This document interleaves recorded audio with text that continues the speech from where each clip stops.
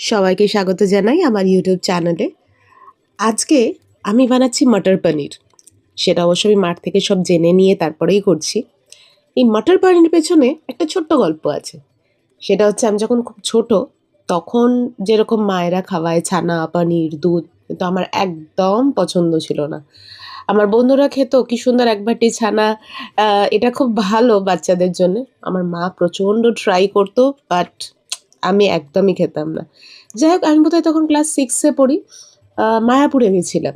ওখানে যে বসে ভোগ প্রসাদ খাওয়ানো হয়, ওখানে মটর পনির ছিল, আমার আজও মনে আছে। আমি জানি না কী স্বাদে আমি মুগ্ধ হয়েছিলাম। তারপর থেকে আমার মটর পনির ভীষণ পছন্দের। মা তো সারাদিনই প্রচণ্ড কাজবাজ করে, রান্না সব কিছুই মা দেখে। আজকে মাকে বললাম, চলো তুমি একটু রেস্ট নাও, আজকে মটর পনিরটা আমি বানাই। যেরম বলা সেরম কাজ।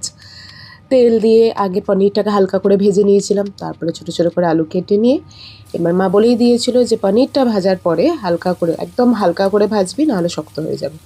সেরমভাবেই হালকা করে ভেজে তুলে নিয়ে এর মধ্যেই আমি দিয়ে দিয়েছিলাম জিরে, তেজপাতা, শুকনো লঙ্কাও দেওয়া যায়, বাট আমি দিতে ভুলে গেছিলাম বলা যায়। তারপর একটু আলু দিয়ে ওর মধ্যে হালকা ভাজা ভাজা করে, এরপরে আমি আস্তে আস্তে ওর মধ্যে মশলা দেবো। মা অ্যাকচুয়ালি না সব মশলা করে রাখে, গুঁড়ো করে রাখে গোটা এনে। তো ধনে জিরে ভেজে গুঁড়ো করা অলরেডি আছে। মা বলেইছিল একটু গরম জল দিয়ে একটু নেড়ে চেড়ে, আর মধ্যে অল্প একটুখানি কাশ্মীরি মির্চ দিয়েছিলাম আমি, সেটা দিয়ে নেড়ে চেড়ে পেস্টটা বানিয়ে ওর মধ্যে দিয়ে দিয়েছিলাম। হ্যাঁ, অবশ্যই শিলে বেটে করলে এটা আলাদাই স্বাদ হয়, বাট আমি করিনি। এর মধ্যে কাঁচা লঙ্কা, কড়াইশুঁটি দিয়ে সুন্দর করে নেড়ে চেড়ে ব্যাপারটাকে কষিয়ে, অল্প একটু চিনি দিয়ে, চিনিটা দিয়ে টেস্ট অ্যাড অন হয় মা বলে, সেরমভাবে দিয়ে কষিয়ে তার মধ্যে একটু জল দিয়ে আমি সেদ্ধ হতে রেখে দিলাম। এবার রাত্রে আমরা খাই রুটি।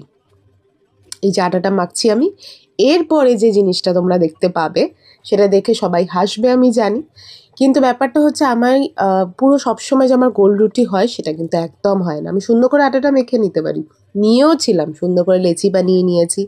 এরপরে গ্রানাইটের এখানটাই যেহেতু মানে এই জায়গাটা পাথরেরই আছে, অসুবিধা নেই, আমি এখানটা ভালো করে মুছে নিয়ে রুটিটা বানিয়ে ফেলবো।